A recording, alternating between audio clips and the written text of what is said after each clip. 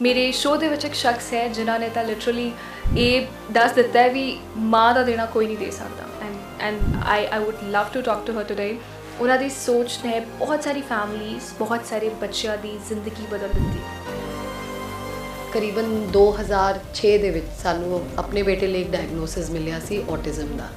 ਤੇ ਉਸ ਟਾਈਮ ਸਾਨੂੰ ਬਿਲਕੁਲ ਪਤਾ ਨਹੀਂ ਸੀ ਕਿ ਔਟਿਜ਼ਮ ਹੁੰਦਾ ਕੀ ਹੈ, ਇਹੋ ਜਿਹੇ ਬੱਚੇ ਦੀ ਦੇਖਭਾਲ ਕਿੱਦਾਂ ਕੀਤੀ ਜਾਂਦੀ ਹੈ। ਜਲੰਧਰ ਪੰਜਾਬ ਦੇ ਵਿੱਚ ਉਸ ਟਾਈਮ ਕੋਈ ਹੈਲਪ ਨਹੀਂ ਸੀ। ਸੋ ਲੋਕ ਕਿਵੇਂ ਜੁੜੇ, ਕਿਉਂਕਿ I am sure social media ਇੰਨਾ ਜ਼ਿਆਦਾ ਨਹੀਂ ਸੀਗਾ।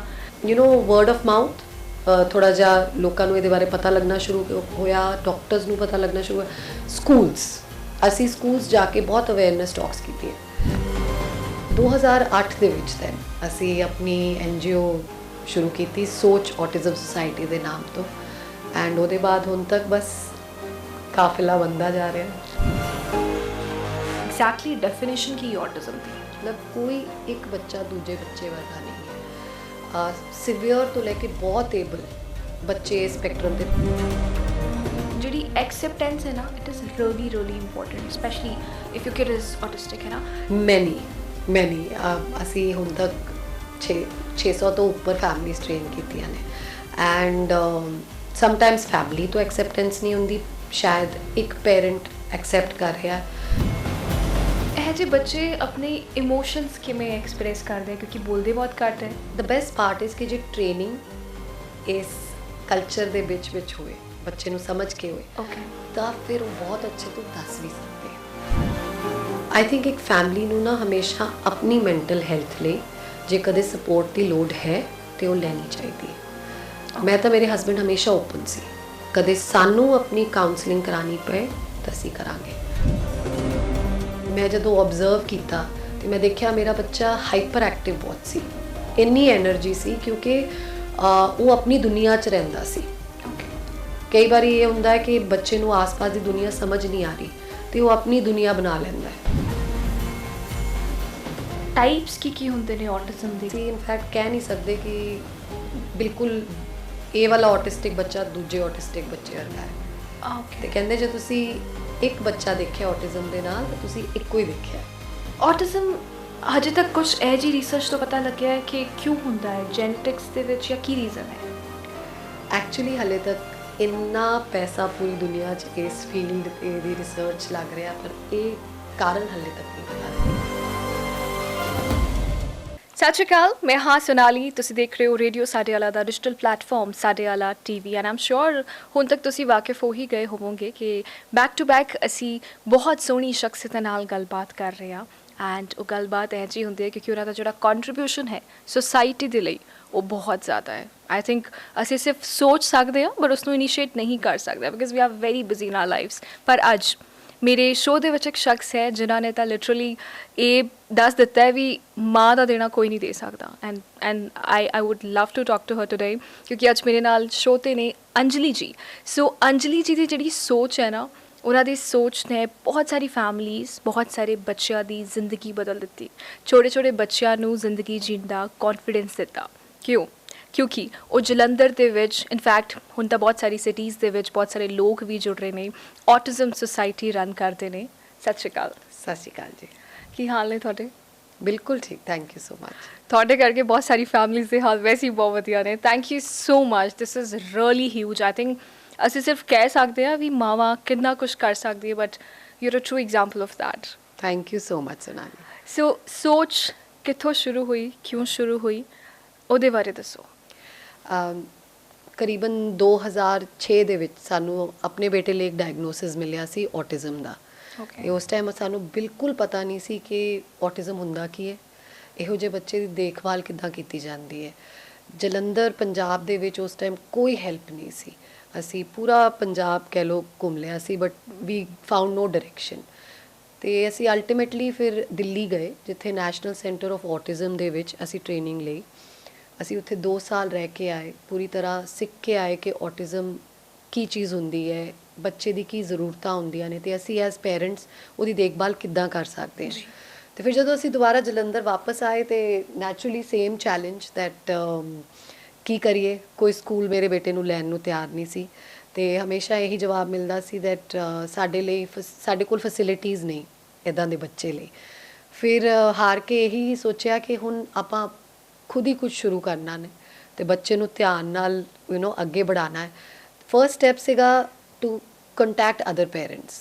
ਅਸੀਂ ਬਾਕੀ ਪੇਰੈਂਟਸ ਨੂੰ ਲੱਭਣਾ ਸ਼ੁਰੂ ਕੀਤਾ। ਥੋੜ੍ਹੇ ਜਿਹੇ ਪੇਰੈਂਟਸ ਮਿਲੇ ਜਿਹੜੇ ਸਾਡੇ ਨਾਲ, ਫਿਰ ਅਸੀਂ ਬੜੀ ਇਨਫੋਰਮਲ ਆਪਣੇ ਗੈਰੇਜ ਦੇ ਵਿੱਚ ਇੱਕ ਕਲਾਸਰੂਮ ਸ਼ੁਰੂ ਕੀਤੀ, ਟੇਬਲ ਲਾਏ ਤੇ ਰੋਜ਼ ਬੱਚਿਆਂ ਨੂੰ ਪੜ੍ਹਾਉਣਾ, ਉਹਨਾਂ ਨਾਲ ਐਕਟੀਵਿਟੀਜ਼ ਕਰਨੀ। ਜਦੋਂ ਇਹ ਇੰਪਰੂਵਮੈਂਟ ਦਿਖੀ ਤੇ ਹੋਰ ਪੇਰੈਂਟਸ ਆਉਣੇ ਸ਼ੁਰੂ ਹੋ ਗਏ। ਐਂਡ ਬਿਲੀਵ ਮੀ, ਅਸੀਂ ਕੋਈ ਐਡਵਰਟਾਈਜ਼ਿੰਗ ਕੁਛ ਨਹੀਂ ਕੀਤਾ ਸੀ, but it was just word of mouth ਕਿ ਵਰਡ ਸਪਰੈਡ ਹੋ ਰਿਹਾ ਸੀ ਕਿ ਇੱਦਾਂ ਇੱਕ ਗਰੁੱਪ ਚੱਲ ਰਿਹਾ ਜਿਹੜਾ ਔਟਿਜ਼ਮ ਦੇ ਬੱਚਿਆਂ ਨੂੰ ਸਾਂਭ ਰਿਹਾ। ਐਂਡ 2008 ਦੇ ਵਿੱਚ ਦੈਨ ਅਸੀਂ ਆਪਣੀ NGO ਸ਼ੁਰੂ ਕੀਤੀ, ਸੋਚ ਔਟਿਜ਼ਮ ਸੁਸਾਇਟੀ ਦੇ ਨਾਮ ਤੋਂ। ਐਂਡ ਉਹਦੇ ਬਾਅਦ ਹੁਣ ਤੱਕ ਬਸ ਕਾਫਿਲਾ ਬਣਦਾ ਜਾ ਰਿਹਾ ਹੈ। ਬਿਲਕੁਲ, ਆਈ ਥਿੰਕ 2008 ਜਦੋਂ ਔਟਿਜ਼ਮ ਬਾਰੇ ਹੁਣ ਚੀਜ਼ਾਂ ਆਮ ਹੋਣ ਲੱਗੀਆਂ ਨੇ, ਲੋਕ ਗੱਲ ਕਰ ਰਹੇ because of social media. Yes I am sure you have face some problems ਉਦੋਂ। ਸਭ ਤੋਂ ਪਹਿਲਾਂ ਤਾਂ ਕੰਪਲੀਮੈਂਟ ਬੋਲਾਂ ਕੀ ਬੋਲਾਂ, ਮਤਲਬ ਤੁਸੀਂ ਲਿਟਰਲੀ ਆਪਣਾ ਸਾਰਾ ਕੁਝ ਪਿੱਛੇ ਛੱਡ ਕੇ, ਆਈ ਐਮ ਸ਼ੋਰ ਦੂਜਾ ਪ੍ਰੋਫੈਸ਼ਨ ਹੋਏਗਾ ਕੋਈ। ਹਾਂਜੀ, ਮੈਂ ਐਕਚੁਅਲੀ ਤਾਂ ਜਰਨਲਿਜ਼ਮ ਲਈ ਸਟੱਡੀ ਕੀਤਾ ਸੀ। ਐਂਡ ਉਸ ਟਾਈਮ ਤੇ ਤੁਹਾਨੂੰ ਪਤਾ ਹੈ ਪ੍ਰਿੰਟ ਮੀਡੀਆ ਹਾਂਜੀ ਬਹੁਤ ਮਾਇਨੇ ਰੱਖਦਾ ਸੀ। ਤੇ ਹਿੰਦੁਸਤਾਨ ਟਾਈਮਸ, ਨਿਊ ਦਿੱਲੀ 'ਚ ਮੈਂ ਕੰਮ ਕੀਤਾ ਹੋਇਆ, ਇੰਡੀਅਨ ਐਕਸਪ੍ਰੈਸ ਨਾਲ ਵੀ ਕੰਮ ਕੀਤਾ ਹੋਇਆ, ਜਲੰਧਰ ਐਡੀਸ਼ਨ ਦੇ ਨਾਲ। ਓਕੇ। ਐਂਡ ਪਰ ਜਦੋਂ ਫਿਰ ਬੱਚੇ ਦੀ ਜ਼ਰੂਰਤ ਸੀ, ਫਿਰ ਇਸ ਰਸਤੇ ਤੁਰ ਪਏ। ਮਾਈ ਗॉड, ਮਤਲਬ ਲਿਟਰਲੀ ਜਿਹਨਾਂ ਆਰਗੇਨਾਈਜੇਸ਼ਨ ਸੀ ਤੁਸੀਂ ਗੱਲ ਕਰ ਰਹੇ ਹੋ, coming from the same background, I can well understand ਕਿ ਉਸ ਟਾਈਮ ਤੇ ਕਰੀਅਰ ਸਪੀਕ ਤੇ ਹੋਣਾ and then this decision, this is huge. ਆਪਾਂ ਔਟਿਜ਼ਮ ਬਾਰੇ ਗੱਲ ਕਰ ਰਹੇ ਹਾਂ, so lot of people know through Google and ਗੱਲਬਾਤ ਕਰਕੇ, ਬਟ ਐਗਜ਼ੈਕਟਲੀ ਡੈਫੀਨੇਸ਼ਨ ਕੀ ਹੈ ਔਟਿਜ਼ਮ ਦੀ? ਜੇ ਅਸੀਂ ਔਟਿਜ਼ਮ ਨੂੰ ਦੇਖੀਏ, ਇੱਦਾਂ ਦੀ ਕੰਡੀਸ਼ਨ ਹੈ ਜਿਹਨੂੰ ਸਪੈਕਟਰਮ ਡਿਸਆਰਡਰ ਕਹਿੰਦੇ ਆ। ਸਪੈਕਟਰਮ ਦਾ ਮਤਲਬ ਕੋਈ ਇੱਕ ਬੱਚਾ ਦੂਜੇ ਬੱਚੇ ਵਰਗਾ ਨਹੀਂ ਹੈ। ਸਿਵੀਅਰ ਤੋਂ ਲੈ ਕੇ ਬਹੁਤ ਏਬਲ ਬੱਚੇ ਸਪੈਕਟਰਮ ਤੇ ਪਾਏ ਜਾਂਦੇ ਨੇ। ਐਂਡ ਇੰਟੈਲੀਜੈਂਟ ਬਹੁਤ ਹੁੰਦੇ ਆ, ਵਿਜ਼ੂਅਲੀ ਬੜੇ ਸ਼ਾਰਪ ਹੈ। ਬੱਚੇ ਇੱਦਾਂ ਦੇ ਵੀ ਹੋ ਸਕਦੇ ਜਿਹੜੇ ਬੋਲਦੇ ਹੈ, and those also that are choosing not to speak, ਜਿਹੜੇ ਮਤਲਬ ਨॉन ਵਰਬਲ ਹੈ। ਐਂਡ ਕਈ ਵਾਰੀ ਇਹ ਇੱਕ ਮਿਥ ਹੈ ਕਿ ਮਿਥਿਆ ਹੈ ਕਿ ਲੋਕੀ ਸੋਚਦੇ ਜਿਹੜਾ ਬੱਚਾ ਬੋਲਦਾ ਹੈ ਨਾ ਉਹਨੂੰ ਔਟਿਜ਼ਮ ਨਹੀਂ ਹੁੰਦਾ। ਤੇ ਬੋਲਦੇ ਬੱਚੇ ਨੂੰ ਵੀ ਔਟਿਜ਼ਮ ਹੋ ਸਕਦਾ ਹੈ, ਪਰ ਜਿੱਦਾਂ ਮੈਂ ਕਿਹਾ ਇੰਟੈਲੀਜੈਂਟ ਬਹੁਤ ਹੈ, ਮਕੈਨੀਕਲ ਟੈਕਨੀਕਲ ਕੰਮ ਬਹੁਤ ਅੱਛਾ ਕਰ ਲੈਂਦੇ। ਮੈਥਸ ਕਾਫੀ ਉਹਨਾਂ ਨੂੰ ਅੱਛੀ ਲੱਗਦੀ ਹੈ ਕਿਉਂਕਿ ਉਹਦੇ 'ਚ ਜ਼ਿਆਦਾ ਦੁਨੀਆਦਾਰੀ ਨਹੀਂ ਨਿਭਾਉਣੀ ਪੈਂਦੀ। ਐਂਡ ਇੱਕ ਚੀਜ਼ ਜੋ ਉਹਨਾਂ ਨੂੰ ਡਿਫਿਕਲਟ ਲੱਗਦੀ ਹੈ ਇਜ਼ ਦੁਨੀਆ 'ਚ ਘੁਲਣਾ ਮਿਲਣਾ ਤੇ ਕਮਿਊਨੀਕੇਸ਼ਨ। ਉਹਨਾਂ ਦਾ ਕਮਿਊਨੀਕੇਸ਼ਨ ਦਾ ਤਰੀਕਾ ਬੜਾ ਸਿੱਧਾ ਹੈ ਤੇ ਤੁਸੀਂ ਕਹਿ ਲਓ ਅਸੀਂ ਬੜਾ ਘੁਮਾ ਫਿਰਾ ਕੇ ਗੱਲਾਂ ਕਰਦੇ ਆ। ਕਈ ਵਾਰੀ ਝੂਠ ਕਿੰਨਾ ਬੋਲਦੇ ਆ, ਆਮ ਇਨਸਾਨ ਕਿੰਨਾ ਝੂਠ ਬੋਲਦਾ ਹੈ। ਸਾਡੇ ਬੱਚੇ ਉੱਦਾਂ ਦੇ ਨਹੀਂ ਹੈ, ਉਹ ਬਿਲਕੁਲ ਜਿੱਦਾਂ ਸੁਣਦੇ ਹੈ ਉੱਦਾਂ ਹੀ ਸਮਝਦੇ ਹੈ ਤੇ ਜਿੱਦਾਂ ਮਨ 'ਚ ਹੈ ਉੱਦਾਂ ਹੀ ਬੋਲਦੇ ਹੈ ਜਾਂ ਉੱਦਾਂ ਹੀ ਕਮਿਊਨੀਕੇਟ ਵੀ ਕਰਦੇ ਹੈ। ਐਂਡ ਆਫ ਕੋਰਸ ਇਹਦੇ ਨਾਲ ਨਾਲ ਕੁਝ ਇਸ਼ੂਜ਼ ਇਹ ਹੈ ਕਿ ਜਿੱਦਾਂ ਸੈਂਸਰੀ ਇਸ਼ੂਜ਼ ਹੁੰਦੇ ਹੈ, ਬੱਚੇ ਜਾਂ ਤਾਂ ਲਾਈਟ ਜਾਂ ਆਡੀਓ ਜਾਂ ਕੁਝ ਸਮੈਲ, ਕੁਝ ਟੈਕਟਾਈਲ ਇੱਦਾਂ ਦੀ ਇਸ਼ੂਜ਼ ਨਾਲ ਟਰਬਲ ਹੋ ਸਕਦੇ ਹੈ। ਐਂਡ ਪਰ ਇਹ ਵੀ ਥੈਰੇਪੀ ਨਾਲ ਬਿਲਕੁਲ ਠੀਕ ਹੋ ਸਕਦਾ, ਬੱਚੇ ਦੇ ਆਪ ਦੇ ਕੰਟਰੋਲ ਦੇ ਵਿੱਚ ਆ ਸਕਦਾ ਹੈ। ਓਕੇ, ਸੋ ਜਦੋਂ ਤੁਹਾਨੂੰ ਪਤਾ ਲੱਗਿਆ ਬਿਕਾਜ਼ ਆਫ ਯੋਰ ਸਨ ਹੈ ਨਾ ਔਟਿਜ਼ਮ ਕੀ ਹੁੰਦਾ ਹੈ, ਕਿਵੇਂ ਹੁੰਦਾ ਹੈ, ਉਸ ਦੇ ਬਿਹੇਵੀਅਰ ਦੇ ਵਿੱਚ ਕੋਈ ਚੇਂਜ ਤੁਸੀਂ ਕਿਵੇਂ ਨੋਟਿਸ ਕੀਤਾ ਜਾਂ ਕੀ ਐਕਟੀਵਿਟੀਜ਼ ਉਸ ਟਾਈਮ ਦੇ ਵਿੱਚ ਉਹ ਕਰ ਰਿਹਾ ਸੀ? ਯੈਸ, ਤਾਂ ਪਹਿਲੀ ਵਾਰਨਿੰਗ ਤਾਂ ਕਿੰਡਰਗਾਰਟਨ ਸਕੂਲ ਤੋਂ ਆਈ ਸੀ, ਜਿਹਨੂੰ ਅਸੀਂ ਬਿਲਕੁਲ ਹੀ ਇਗਨੋਰ ਕੀਤਾ। ਐਂਡ ਇਨਫੈਕਟ ਅਸੀਂ ਉਹਨਾਂ ਨੂੰ ਥੋੜ੍ਹਾ, ਮੈਨੂੰ ਲੱਗਦਾ ਬੁਰੀ ਤਰ੍ਹਾਂ ਬੋਲ ਕੇ ਵੀ ਆਏ ਸੀ ਕਿ ਤੁਸੀਂ ਸਾਡੇ ਬੱਚੇ ਨੂੰ ਲੇਬਲ ਕਰ ਰਹੇ ਹੋ। ਬਟ ਉਹ ਇੱਕ ਵਾਰਨਿੰਗ ਫਿਰ ਤੁਸੀਂ ਕਹਿ ਲਓ ਇੱਕ ਮਾਂ ਦੇ ਦਿਮਾਗ 'ਚ ਰਹਿ ਗਈ। ਐਂਡ ਮੈਂ ਜਦੋਂ ਓਬਜ਼ਰਵ ਕੀਤਾ ਤੇ ਮੈਂ ਦੇਖਿਆ ਮੇਰਾ ਬੱਚਾ ਹਾਈਪਰ ਐਕਟਿਵ ਬਹੁਤ ਸੀ, ਇੰਨੀ ਐਨਰਜੀ ਸੀ ਕਿਉਂਕਿ ਉਹ ਆਪਣੀ ਦੁਨੀਆ 'ਚ ਰਹਿੰਦਾ ਸੀ। ਕਈ ਵਾਰੀ ਇਹ ਹੁੰਦਾ ਹੈ ਕਿ ਬੱਚੇ ਨੂੰ ਆਸ-ਪਾਸ ਦੀ ਦੁਨੀਆ ਸਮਝ ਨਹੀਂ ਆ ਰਹੀ ਤੇ ਉਹ ਆਪਣੀ ਦੁਨੀਆ ਬਣਾ ਲੈਂਦਾ ਜਿਹਦੇ 'ਚ ਉਹ ਫਿਰ ਆਪਣਾ ਟਾਈਮ ਪਾਸ ਕਰਨਾ ਸ਼ੁਰੂ ਕਰ ਦਿੰਦਾ। ਇਹ ਹੋ ਰਿਹਾ ਸੀ ਮੇਰੇ ਬੇਟੇ ਨਾਲ। ਤੇ ਨਾਲ ਦੇ ਨਾਲ ਬੋਲਦਾ ਸੀ ਪਰ ਸਿਰਫ ਤੁਸੀਂ ਕਹਿ ਲਓ ਨੀਡ ਬੇਸਡ, ਜਦੋਂ ਜ਼ਰੂਰਤ ਹੋਏ ਤਾਂ ਫਿਰ ਉਹਨੇ ਬੜੇ ਅੱਛੇ ਨਾਲ ਦੱਸ ਦੇਣਾ ਕਿ ਮੈਨੂੰ ਖਾਣਾ ਦੇ ਦਿਓ ਜਾਂ ਚਿਪਸ ਦੇ ਦਿਓ ਜਾਂ ਚਾਕਲੇਟ ਦੇ ਦਿਓ। ਬਟ ਉਹ ਤਾਂ ਬੁਲਾਉਂਦੇ ਰਹੋ ਤਾਂ ਕਈ ਵਾਰੀ ਲੱਗਦਾ ਸੀ ਕਿ ਸੁਣ ਵੀ ਰਿਹਾ ਕਿ ਨਹੀਂ। ਐਂਡ ਇਹ ਜਦੋਂ ਮੈਂ ਨੋਟ ਕਰਨਾ ਸ਼ੁਰੂ ਕੀਤਾ, ਮੈਂ ਫਿਰ ਉਹਦੇ ਹਮ ਉਮਰ ਬੱਚੇ ਨੋਟ ਕੀਤੇ, ਉਹ ਇੱਦਾਂ ਨਹੀਂ ਬਿਹੇਵ ਕਰ ਰਹੇ ਸੀ। ਤੇ ਆਈ ਥਿੰਕ ਪੇਰੈਂਟਸ ਲਈ ਸਭ ਤੋਂ ਬੜੀ ਵਾਰਨਿੰਗ ਸਾਈਨ ਜੇ ਸਕੂਲ ਤੋਂ ਮਿਲੇ, ਕਿਸੇ ਪ੍ਰੋਫੈਸ਼ਨਲ ਤੋਂ ਮਿਲੇ, ਤੁਸੀਂ ਜ਼ਰੂਰ ਸੁਣੋ। ਅੱਗੇ ਜਾ ਕੇ ਅਸੈਸਮੈਂਟ ਕਰਾਓ, ਨਹੀਂ ਹੈ ਤੇ ਨਹੀਂ ਹੈ, ਪਰ ਜੇ ਔਟਿਜ਼ਮ ਹੈ ਤੇ ਜਿੰਨੀ ਜਲਦੀ ਕੰਮ ਸ਼ੁਰੂ ਕਰੀਏ, ਇਟਸ ਸ਼ੋਜ਼ ਗ੍ਰੇਟ ਇੰਪਰੂਵਮੈਂਟ, ਮਤਲਬ ਇਹਦਾ ਗ੍ਰਾਫ ਇੰਪਰੂਵਮੈਂਟ ਦਾ ਅਪ ਹੀ ਅਪ ਜਾਂਦਾ ਹੈ, so that's the good part.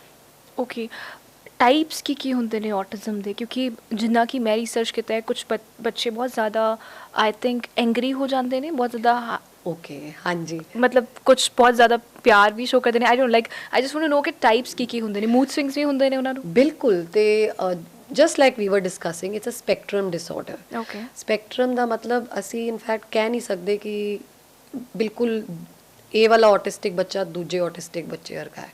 ਤੇ ਓਕੇ, ਕਹਿੰਦੇ ਜੇ ਤੁਸੀਂ ਇੱਕ ਬੱਚਾ ਦੇਖਿਆ ਆਟਿਜ਼ਮ ਦੇ ਨਾਲ ਤਾਂ ਤੁਸੀਂ ਇੱਕੋ ਹੀ ਦੇਖਿਆ, ਰਾਈਟ? ਸੋ Okay. ਬੜੇ ਡਿਫਰੈਂਟ ਨੇ। Okay. ਐਂਡ ਬਿਹੇਵੀਅਰਸ ਇਸ ਲਈ ਆਉਂਦੇ ਨੇ ਬਿਕੋਜ਼ ਜਾਂ ਤਾਂ ਸੋਸ਼ਲ ਟ੍ਰੇਨਿੰਗ, ਸੋਸ਼ਲ ਆਸ-ਪਾਸ ਇਨਵਾਇਰਨਮੈਂਟ ਸਮਝ ਨਹੀਂ ਆ ਰਹੀ, ਦੁਨੀਆਦਾਰੀ ਬੜੀ ਕੰਪਲਿਕੇਟਿਡ ਚੀਜ਼ ਹੈ।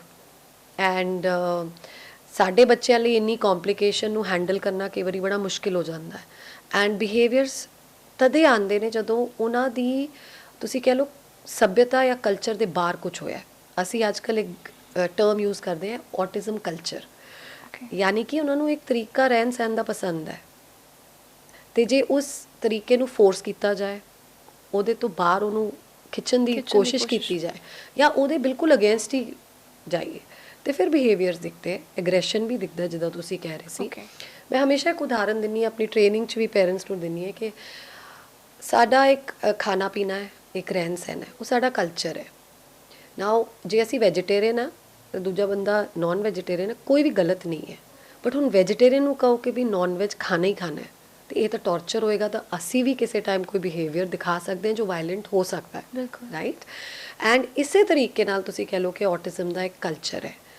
ਜਦੋਂ ਅਸੀਂ ਉਸ ਕਲਚਰ ਨੂੰ ਸਮਝਦੇ ਹਾਂ ਤੇ ਅਸੀਂ ਉਸ ਬੱਚੇ ਨੂੰ ਐਕਸੈਪਟੈਂਸ ਜਾਂ ਪੂਰੀ ਤਰ੍ਹਾਂ ਅਪਣਾ ਲੈਂਦੇ ਹਾਂ, ਉਹਨੂੰ ਇਹ ਅਹਿਸਾਸ ਦਿਲਾਉਂਦੇ ਹਾਂ ਕਿ ਤੁਸੀਂ ਤੇ ਆਪਾਂ ਇੱਕ ਕੰਪਰੋਮਾਈਜ਼ ਕਰਕੇ ਚੱਲ ਸਕਦੇ ਹਾਂ, ਤੇ ਦੈਟਸ ਦ ਪਰਫੈਕਟ ਟਾਈਮ ਜਦੋਂ ਘਰ ਦੇ ਵਿੱਚ ਹਾਰਮਨੀ ਹੁੰਦੀ ਹੈ। ਓਕੇ, ਸੋ ਕੀ ਉਹਨਾਂ ਬੱਚਿਆਂ ਨੂੰ ਇਹ ਸੈਂਸ ਹੁੰਦਾ ਹੈ, ਬਿਕਾਜ਼ ਇਟਸ ਬਟ ਆਬਵੀਅਸ ਕਿ ਲੋਕਾਂ ਦਾ ਰਿਐਕਸ਼ਨ ਵੀਅਰਡ ਆਉਂਦਾ ਹੋਏਗਾ, ਤੁਸੀਂ ਵੀ ਫੇਸ ਕੀਤਾ ਹੋਏਗਾ, ਉਹ ਬੱਚੇ ਫੀਲ ਕਰ ਪਾਉਂਦੇ ਨੇ ਵੀ they are behaving different with us? ਬਿਲਕੁਲ। ਤੇ ਇਨਫੈਕਟ ਅਸੀਂ ਤਾਂ ਡੇ 1 ਤੋਂ ਪੇਰੈਂਟਸ ਨੂੰ ਰਿਕੁਐਸਟ ਕਰਦੇ ਹਾਂ ਕਿ ਇੱਕ ਪੋਲਿਸੀ ਅਪਣਾਓ, ਬੱਚੇ ਦੇ ਸਾਹਮਣੇ ਉਹਦੀ ਨੈਗੇਟਿਵ ਗੱਲ ਨਹੀਂ ਕਰਨੀ। ਇਹ ਹਰ ਇਨਸਾਨ ਲਈ ਲਾਗੂ ਹੁੰਦਾ ਹੈ, ਓਕੇ, ਰਾਈਟ? ਇੱਕ ਸੈਲਫ ਐਸਟੀਮ ਤਦ ਹੀ ਬਣਦੀ ਹੈ ਜਦੋਂ ਅਸੀਂ ਆਪਣੇ ਬਾਰੇ ਪੋਜ਼ਿਟਿਵ ਚੀਜ਼ਾਂ ਸੁਣਦੇ। ਬਿਲਕੁਲ, ਐਂਡ ਜਿੰਨੇ ਅਸੀਂ ਪੋਜ਼ਿਟਿਵ ਰਵਾਂਗੇ ਐਜ਼ ਫੈਮਿਲੀ, ਐਜ਼ ਫਰੈਂਡਸ ਜਾਂ ਐਜ਼ ਪੇਰੈਂਟਸ, ਬਾਹਰ ਵਾਲੇ ਵੀ ਉਸੇ ਨਜ਼ਰੀਏ ਨਾਲ ਦੇਖਦੇ, ਜੀ, ਰਾਈਟ? ਐਂਡ ਡੈਫੀਨੇਟਲੀ ਬੱਚਿਆਂ ਨੂੰ ਅਹਿਸਾਸ ਹੁੰਦਾ ਹੈ। ਇਨਫੈਕਟ ਇੱਕ ਟਾਈਮ 'ਤੇ ਮੈਂ ਆਪਣੀ ਬੇਟੀ ਦੀ ਕਾਉਂਸਲਿੰਗ ਵੀ ਕਰਾਈ ਸੀ ਕਿ ਤੁਹਾਨੂੰ ਔਟਿਜ਼ਮ ਹੈ, ਤੁਸੀਂ ਡਿਫਰੈਂਟ ਹੋ, ਪਰ ਤੁਸੀਂ ਕਿਸੇ ਤੋਂ ਕਮ ਨਹੀਂ ਹੋ। ਐਂਡ ਉਹਦੇ ਲਈ ਬਹੁਤ ਹੋਰ ਪੁਆਇੰਟਸ ਨੇ ਜੋ ਉਹਦੇ ਪੋਜ਼ਿਟਿਵ ਹੈ, ਹੁਣ ਜਿਨ੍ਹਾਂ ਨੂੰ ਲੈ ਕੇ ਉਹ ਆਪਣੇ ਲਈ ਬਹੁਤ ਪ੍ਰਾਊਡ ਵੀ ਫੀਲ ਕਰਦਾ ਹੈ, ਦੈਟ ਜੇ ਮੇਰੇ ਕੋਲ ਇਹ ਹੈ ਤੇ ਬਹੁਤ ਅੱਛੀ ਚੀਜ਼ ਹੈ। ਸੋ ਇਟਸ ਲਾਈਕ ਜਿੱਦਾਂ ਤੁਸੀਂ ਇੱਕ ਟਿਪੀਕਲ ਬੱਚੇ ਨੂੰ ਉਹਦਾ ਕੌਨਫੀਡੈਂਸ ਵੀ बढ़ाਉਂਦੇ ਹੋ, ਹੈ ਨਾ? ਉਹਨੂੰ ਇਹ ਵੀ ਪਤਾ ਹੁੰਦਾ ਹੈ ਕਿ ਉਹ ਦੂਜੇ ਬੱਚੇ ਵਰਗਾ ਨਹੀਂ ਹੈ, ਬਟ ਉਹ ਚੀਜ਼ ਉਹਨੂੰ ਕਮ ਨਹੀਂ ਫੀਲ ਕਰਾਉਂਦੀ। ਇਸੇ ਤਰ੍ਹਾਂ ਜੇ ਅਸੀਂ ਆਪਣਾ ਹਾਊਸ ਦਾ ਐਟਮੋਸਫੇਅਰ ਰੱਖੀਏ, ਜਾਂ ਜਿਹੜੇ ਬੱਚੇ ਸਾਡੇ ਆਸ-ਪਾਸ ਹੈ ਜਿਨ੍ਹਾਂ ਨੂੰ ਔਟਿਜ਼ਮ ਹੈ, ਉਹਨਾਂ ਨੂੰ ਇਸ ਤਰੀਕੇ ਨਾਲ ਟਰੀਟ ਕਰੀਏ, ਉਹਨਾਂ ਲਈ ਕੋਈ ਸਪੈਸ਼ਲ ਰੋਲਸ ਬਣਾਈਏ, ਐਂਡ ਜਿਹੜੇ ਰੋਲਸ 'ਚ ਉਹ ਬਹੁਤ ਅੱਛੀ ਤਰ੍ਹਾਂ ਪਰਫਾਰਮ ਕਰ ਪਾਉਣ, ਤੇ then it's a good environment and they will also feel good. Okay, ਕਿਉਂਕਿ ਤੁਸੀਂ ਆਪਣਾ ਐਕਸਪੀਰੀਅੰਸ ਦੱਸਿਆ ਕਿ ਤੁਹਾਨੂੰ ਵੀ ਐਕਸੈਪਟੈਂਸ ਵਾਸ ਵੈਰੀ ਡਿਫਿਕਲਟ, ਹੈ ਨਾ? ਸੋ ਉਦੋਂ ਤੁਹਾਡੇ ਹਸਬੈਂਡ ਸਪੋਰਟਿਵ ਸੀਗੇ, ਫੈਮਿਲੀ ਸਪੋਰਟਿਵ ਸੀਗੀ, and how long it took? ਕਿਉਂਕਿ ਐਕਸੈਪਟੈਂਸ ਬਾਰੇ ਵੀ ਆਪਾਂ ਗੱਲ ਕਰਾਂਗੇ, ਬਟ ਤੁਹਾਡਾ ਐਕਸਪੀਰੀਅੰਸ ਮੈਂ ਜ਼ਰੂਰ ਸੁਣਨਾ ਚਾਹੁੰਦੀ ਹਾਂ। ਜੇ ਮੈਂ ਦਿੱਲੀ ਤੱਕ ਗਈ, ਆਪਣੇ ਘਰ ਨੂੰ ਛੱਡ ਕੇ, ਤੇ ਆਈ ਥਿੰਕ ਮੇਰੇ ਪੇਰੈਂਟਸ ਤੇ ਮੇਰੇ ਫਾਦਰ ਇਨ ਲਾਅ, ਮੇਰੇ ਮਦਰ ਇਨ ਲਾਅ, ਉਹਨਾਂ ਦਾ ਬਹੁਤ ਬੜਾ ਯੋਗਦਾਨ ਹੈ। ਮੇਰੇ ਹਸਬੈਂਡ ਦਾ ਤਾਂ ਸੀਗਾ ਹੀ, because he was very accepting. ਜੇ ਕੁਝ ਕਰਨਾ ਹੈ ਬੱਚੇ ਨੂੰ ਇਹ ਚੀਜ਼ ਓਵਰਕਮ ਕਰਨ ਲਈ ਹੈਲਪ ਕਰਨੀ ਹੈ, ਤੇ ਦੈਨ ਉਹ ਪੂਰੀ ਤਰ੍ਹਾਂ supportive C.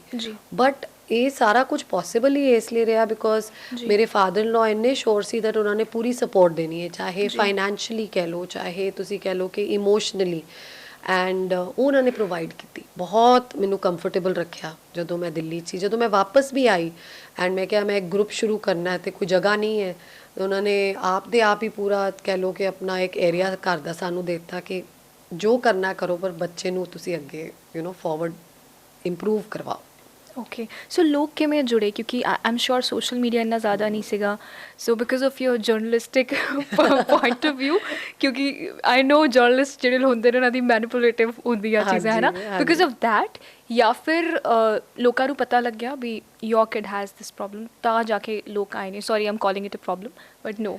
Yes. Actually, it was a bit of both. Okay. ਥੋੜਾ ਜਿਹਾ ਆਈ ਥਿੰਕ ਕੁਝ ਸਾਡੇ ਸਿਟੀ ਦੇ ਵਿੱਚ ਡਾਕਟਰਸ ਨੂੰ ਪਤਾ ਲੱਗਣਾ ਸ਼ੁਰੂ ਹੋ ਗਿਆ ਕਿ ਇੱਥੇ ਗਰੁੱਪ ਚੱਲ ਰਿਹਾ ਹੈ। ਉਸ ਟਾਈਮ ਔਟਿਜ਼ਮ ਲਈ ਕੁਝ ਵੀ ਨਹੀਂ ਸੀ। Okay. ਐਂਡ ਸਭ ਤੋਂ ਇੱਕ ਜਿਹੜਾ ਸਾਡਾ ਯੂਨੀਕ ਪ੍ਰੋਗਰਾਮ ਹੈ ਮਦਰ ਚਾਈਲਡ ਟ੍ਰੇਨਿੰਗ, ਬਿਕੋਜ਼ ਅਸੀਂ ਇੱਕ ਰੂਰਲ ਕਮਿਊਨਿਟੀ 'ਚ ਹਾਂ। ਲਾਈਕ ਤੁਸੀਂ ਕਹ ਲਓ ਜੇ ਜਲੰਧਰ ਸਿਟੀ ਹੈ ਤੇ ਆਸ-ਪਾਸ ਤੇ ਰੂਰਲ ਕਮਿਊਨਿਟੀ ਹੈ ਹਾਂਜੀ। ਸਾਰੀ ਸਿਟੀ ਦੇ ਆਸ-ਪਾਸ। ਐਂਡ ਉੱਥੇ ਜਿਹੜਾ ਫਾਰਮਰ ਹੈ ਉਹ ਇੰਨਾ ਟਾਈਮ ਨਿਕਾਲ ਕੇ ਨਹੀਂ ਆ ਸਕਦਾ ਕਿ ਰੋਜ਼ ਹੀ ਆਪਣੇ ਬੱਚੇ ਨੂੰ ਟਰੈਵਲ ਕਰਾ ਕੇ ਥੈਰੇਪੀ ਕਰਾਏ। ਬਿਲਕੁਲ। ਤੇ ਜਿਹੜਾ ਜੇ ਮਦਰ ਚਾਈਲਡ ਟ੍ਰੇਨਿੰਗ ਸੀ ਉਹ ਇਸੇ ਲਈ ਅਸੀਂ ਡਿਜ਼ਾਈਨ ਕੀਤਾ ਸੀ ਨੈਸ਼ਨਲ ਸੈਂਟਰ ਆਫ ਔਟਿਜ਼ਮ ਦੀ ਮਦਦ ਦੇ ਨਾਲ, ਦੈਟ ਪੇਰੈਂਟਸ ਆਫ ਸੀਜ਼ਨ ਆਉਣ, ਸਿੱਖ ਕੇ ਵਾਪਸ ਘਰ ਜਾ। ਤੇ ਇੱਦਾਂ ਤੁਸੀਂ ਕਹਿ ਲਓ ਵਰਡ ਆਫ ਮਾਊਥ, ਥੋੜਾ ਜਿਹਾ ਲੋਕਾਂ ਨੂੰ ਇਹਦੇ ਬਾਰੇ ਪਤਾ ਲੱਗਣਾ ਸ਼ੁਰੂ ਹੋਇਆ, ਡਾਕਟਰਸ ਨੂੰ ਪਤਾ ਲੱਗਣਾ ਸ਼ੁਰੂ ਹੋਇਆ। ਸਕੂਲਸ, ਅਸੀਂ ਸਕੂਲਸ ਜਾ ਕੇ ਬਹੁਤ ਅਵੇਅਰਨੈਸ ਟਾਕਸ ਕੀਤੀਆਂ। ਓਕੇ। ਐਂਡ ਏਮ ਇਹ ਸੀ ਕਿ ਜੇ ਕੋਈ ਔਟਿਜ਼ਮ ਦਾ ਬੱਚਾ ਹੈ ਤੇ ਤੁਸੀਂ ਉਹਨੂੰ ਲਾਈਕ ਜਿੱਦਾਂ ਮੇਰੇ ਬੇਟੇ ਨੂੰ ਕੋਈ ਪਹਿਲਾ ਸਕੂਲ ਨਹੀਂ ਮਿਲਿਆ ਸੀ ਤੇ ਤੁਸੀਂ ਉਹਨੂੰ ਬਾਹਰ ਨਾ ਕੱਢੋ ਐਂਡ ਉਹਦੇ ਨਾਲ ਸਕੂਲਸ ਜਦੋਂ ਇਹਨੂੰ ਪਿਨ ਪੁਆਇੰਟ ਕਰਨਾ ਸ਼ੁਰੂ ਕਰ ਦਿੰਦੇ ਆ, ਬਿਕੋਜ਼ अर्ਲੀ ਏਜਸ 2.5 3 'ਚ ਪਤਾ ਲੱਗਦਾ ਹੈ, then they started sending the reference to us. And of course ਜਿੱਦਾਂ ਮੈਂ ਤੁਹਾਨੂੰ ਦੱਸ ਰਹੀ ਹਾਂ ਕਿ ਥੋੜੀ ਦੇਰ ਬਾਅਦ ਮੇਰਾ ਬੇਟਾ ਜਦੋਂ ਟ੍ਰੇਨ ਹੋ ਗਿਆ ਤੇ ਇੱਕ ਬਹੁਤ ਅੱਛਾ ਸਕੂਲ ਕਪੂਰਥਲਾ 'ਚ ਹੈ ਬਾਬਾ ਲਾਲਵਾਨੀ, ਉਹਨਾਂ ਨੇ ਇਹ ਡਿਸਾਈਡ ਕੀਤਾ ਕਿ ਉਹ ਮੇਰੇ ਬੇਟੇ ਨੂੰ ਇਸ ਲਈ ਉੱਥੇ ਐਡਮਿਸ਼ਨ ਦੇਣਾ ਚਾਹੁੰਦੇ ਤਾਂ ਕਿ ਬਾਕੀ ਬੱਚੇ ਵੀ ਕੁਝ ਸਿੱਖ ਪਾਣ। it was a very forward thinking school, and ਹੁਣ ਤੱਕ I give them thank you for that kind of gesture. तो I think because of that, and social media ਤਾਂ ਬਹੁਤ ਦੇਰ ਬਾਅਦ ਆਇਆ ਸੀ। ਹਾਂਜੀ। ਐਂਡ ਅਸੀਂ ਇੰਨੇ ਬਿਜ਼ੀ ਸੀ ਆਪਣੇ ਬੱਚੇ, ਲਾਈਕ ਜਿਹੜੀ ਮਦਰ ਸੀ ਤੇ ਜਿਹੜੀ ਟੀਮ ਬਣ ਗਈ ਸੀ, ਵੀ ਵਾਸ ਸੋ ਬਿਜ਼ੀ ਕਿ ਬੱਚੇ ਇੰਪਰੂਵ ਕਰਦੇ ਜਾਣ, ਦੈਟ ਅਸੀਂ ਸੋਚਿਆ ਹੀ ਨਹੀਂ ਕਿ ਕੁਝ ਐਡਵਰਟਾਈਜ਼ਿੰਗ ਵੀ ਕਰੀਏ। ਇਹ ਬਹੁਤ ਦੇਰ ਬਾਅਦ ਸਾਨੂੰ ਸਮਝ ਆਇਆ ਕਿ ਸੋਸ਼ਲ ਮੀਡੀਆ ਦੀ ਪਾਵਰ ਕੀ ਹੁੰਦੀ ਹੈ। ਓਕੇ, ਬਹੁਤ ਸਾਰੇ ਪੈਰੈਂਟਸ ਆਈ ਐਮ ਸ਼ੋਰ ਜਿਹੜੇ ਸਾਨੂੰ ਦੇਖ ਵੀ ਰਹੇ ਹੋਣੇ ਨੇ, ਕੀ ਪਤਾ ਸੁਣ ਰਹੇ ਹੋਣੇ ਨੇ, ਬਟ ਉਹ ਐਕਸੈਪਟੈਂਸ ਨਹੀਂ ਹੈ। ਅਸੀਂ ਆਫ ਦ ਰੈਕਡ ਵੀ ਗੱਲ ਕਰ ਰਹੇ ਸੀਗੇ ਵੀ ਜਿਹੜੀ ਐਕਸੈਪਟੈਂਸ ਹੈ ਨਾ, it is really important, specially if you kid is autistic, ਹੈ ਨਾ। ਅਤੇ ਕੁਛ ਇਹੋ ਜਿਹੇ ਤੁਹਾਡੇ ਕੋਲ ਐਗਜ਼ਾਮਪਲਸ ਹੈ ਜਿੱਥੇ ਤੁਹਾਨੂੰ ਲੱਗਿਆ ਵੀ ਪੈਰੈਂਟਸ ਆਰ ਕਮਿੰਗ ਐਂਡ ਤੁਸੀਂ ਉਹਨਾਂ ਨੂੰ ਕਾਊਂਸਲ ਕੀਤਾ, ਉਹ ਕਰਨਾ ਵੀ ਚਾਹੁੰਦੇ ਨੇ ਬਟ ਸੋਸਾਇਟੀ ਦਾ ਪ੍ਰੈਸ਼ਰ ਹੈ ਜਾਂ ਖੁਦ ਦੀ ਐਕਸੈਪਟੈਂਸ ਨਹੀਂ ਹੈ। Do you have any incident like that? ਮੈਨੀ ਅਸੀਂ ਹੁਣ ਤੱਕ 600 ਤੋਂ ਉੱਪਰ ਫੈਮਲੀਜ਼ ਟ੍ਰੇਨ ਕੀਤੀਆਂ ਨੇ, ਐਂਡ ਸਮਟਾਈਮਸ ਫੈਮਲੀ ਤੋਂ ਐਕਸੈਪਟੈਂਸ ਨਹੀਂ ਹੁੰਦੀ, ਸ਼ਾਇਦ ਇੱਕ ਪੇਰੈਂਟ ਐਕਸੈਪਟ ਕਰ ਰਿਹਾ, ਐਂਡ ਸਪੈਸ਼ਲੀ ਜਦੋਂ ਬੱਚਾ ਥੋੜਾ ਜਿਹਾ ਜ਼ਿਆਦਾ ਇੰਟੈਲੀਜੈਂਟ ਹੋਏ, ਏਬਲ ਹੋਏ, ਤਾਂ ਫਿਰ ਜਿੱਦਾਂ ਬੋਲਦਾ ਹੋਏ, ਥੋੜਾ ਬਹੁਤ ਤੁਸੀਂ ਕਹਿ ਲਓ ਪੜ੍ਹਨਾ ਲਿਖਣਾ ਵੀ ਉਹਨੇ ਸ਼ੁਰੂ ਕਰ ਲਿਆ, ਇਹੋ ਜਿਹੀ ਸਿਚੁਏਸ਼ਨ 'ਚ ਪੇਰੈਂਟਸ ਨੂੰ ਬਹੁਤ ਡਿਫਿਕਲਟੀ ਆਉਂਦੀ, ਥੋੜੀ ਮਿਸਗਾਈਡੈਂਸ ਵੀ ਹੁੰਦੀ ਹੈ। ਜਿੱਦਾਂ ਆਸ-ਪਾਸ ਦੇ ਲੋਕੀ ਕਹਿਣ ਲੱਗ ਜਾਂਦੇ ਆ ਟਾਈਮ ਨਾਲ ਠੀਕ ਹੋ ਜਾਊਗਾ, ਤੁਸੀਂ ਕਿਉਂ ਫਿਕਰ ਕਰ ਰਹੇ ਹੋ। ਇਹ ਬੜੀ ਡੇਂਜਰਸ ਟ੍ਰੇਨ ਆਫ ਥਾਟ ਹੈ, ਬਿਕੋਜ਼ ਜੇ ਅਸੀਂ ਡਿਲੇ ਕਰਾਂਗੇ ਤੇ ਜਿਹੜੀ ਇੰਪਰੂਵਮੈਂਟ ਹੋ ਸਕਦੀ ਸੀ ਉਹ ਰੁਕ ਜਾਂਦੀ ਹੈ, ਐਂਡ ਮੈਨੀ ਕੇਸਿਸ ਜਿੱਥੇ ਮਦਰਸ ਆਪ ਕਹਿੰਦੀਆਂ ਨੇ ਕਿ ਮੈਨੂੰ ਇਹ ਸੁਣ ਕੇ ਵੀ ਅੱਛਾ ਲੱਗਦਾ ਹੈ ਕਿ ਇਸ ਬੱਚੇ ਨੂੰ ਕਿੱਦਾਂ ਔਟਿਜ਼ਮ ਹੈ, ਬੋਲ ਰਿਹਾ ਤੇ ਮੈਂ ਮੰਨਣਾ ਨਹੀਂ ਚਾਹੁੰਦੀ। ਤੋ ਇਨਫੈਕਟ ਆਈ ਥਿੰਕ ਜਿੱਦਾਂ ਅਸੀਂ ਸਿੱਖਿਆ ਸੀ, ਅਸੀਂ ਵੀ ਪਹਿਲੇ ਹਫਤੇ ਸਿਰਫ ਪੇਰੈਂਟਸ ਨੂੰ ਇੱਕ ਐਕਸੈਪਟੈਂਸ ਦੇ ਰਸਤੇ ਹੀ ਚਲਾਉਂਦੇ ਹਾਂ। ਜੀ, ਇਹ ਜਿਹੇ ਬੱਚੇ ਆਪਣੇ ਇਮੋਸ਼ਨਸ ਕਿਵੇਂ ਐਕਸਪ੍ਰੈਸ ਕਰਦੇ ਆ, ਕਿਉਂਕਿ ਬੋਲਦੇ ਬਹੁਤ ਘੱਟ ਹੈ, ਸੋ ਕਿਵੇਂ ਗੁੱਸਾ ਹੈ ਜਾਂ ਫਿਰ ਪਿਆਰ ਆ ਰਿਹਾ ਤੁਹਾਡੇ ਤੇ, ਉਹ ਕਿਵੇਂ ਐਕਸਪ੍ਰੈਸ ਕਰਦੇ ਆ? ਇਹ ਸਭ ਤੋਂ ਮੁਸ਼ਕਿਲ ਹੈ, ਕਮਿਊਨੀਕੇਸ਼ਨ, ਐਂਡ ਜਿੱਦਾਂ ਤੁਸੀਂ ਕਿਹਾ ਕਿ ਆਪਣੀ ਇਮੋਸ਼ਨ ਦੂਜੇ ਨੂੰ ਦੱਸ ਪਾਉਣਾ। But the best part is ਕਿ ਜੇ ਟ੍ਰੇਨਿੰਗ ਇਸ ਕਲਚਰ ਦੇ ਵਿੱਚ ਹੋਏ, ਬੱਚੇ ਨੂੰ ਸਮਝ ਕੇ ਹੋਏ, ਤਾਂ ਫਿਰ ਉਹ ਬਹੁਤ ਅੱਛੇ ਤੋਂ ਦੱਸ ਵੀ ਸਕਦੇ ਆ। ਇਨਫੈਕਟ ਸਾਡੇ ਕੋਲ ਇਸ ਟਾਈਮ ਸਟੂਡੈਂਟਸ ਹੈ ਜਿਹੜੇ ਡਿਵਾਈਸਿਸ ਯੂਜ਼ ਕਰਦੇ ਹੈ, ਆਈਪੈਡ ਯੂਜ਼ ਕਰਦੇ ਹੈ, ਉਹਨਾਂ ਦੀ ਚੋਇਸ ਹੈ ਕਿ ਉਹ ਇੱਕ ਵੀ ਸ਼ਬਦ ਨਹੀਂ ਬੋਲਦੇ, ਬਟ ਉਹ ਡਿਵਾਈਸ 'ਤੇ ਪੂਰਾ ਕੁਝ ਦੱਸ ਸਕਦੇ ਹੈ। I am feeling pain, I am not liking this, ਔਰ ਜਿੱਦਾਂ ਅਸੀਂ ਉਹਨਾਂ ਨੂੰ ਟਾਈਪਿੰਗ ਵੀ ਸਿਖਾਉਂਦੇ ਆ, ਐਂਡ ਡਿਵਾਈਸ ਦੇ ਵਿੱਚ ਕਮਿਊਨੀਕੇਸ਼ਨ ਐਪਸ ਨੇ, ਐਂਡ ਸਪੈਸ਼ਲੀ ਔਟਿਜ਼ਮ ਲਈ ਡਿਜ਼ਾਈਨਡ ਹੈ। ਅਤੇ ਜੇ ਉਹ ਬੱਚਾ ਦੱਸ ਸਕਦਾ ਤਾਂ ਜਿਹੜਾ ਵਰਬਲ ਹੈ ਉਹ ਤਾਂ ਸਿੱਖ ਹੀ ਸਕਦਾ ਹੈ। And in fact just to share with you, ਮੇਰੇ ਲਈ ਸਭ ਤੋਂ ਇੰਪੋਰਟੈਂਟ ਪੁਆਇੰਟ ਉਹ ਸੀ ਜਦੋਂ, ਬਿਕੋਜ਼ ਮੈਂ ਵੀ ਇਸੇ ਮਿੱਥਿਆ ਨਾਲ ਚੱਲਦੀ ਸੀ ਕਿ ਪਤਾ ਨਹੀਂ ਕਦੇ ਦੱਸੇਗਾ ਹਾਊ ਹੀ ਇਜ਼ ਫੀਲਿੰਗ ਔਰ ਨਾਟ ਆਪਣੇ ਬੇਟੇ ਲਈ।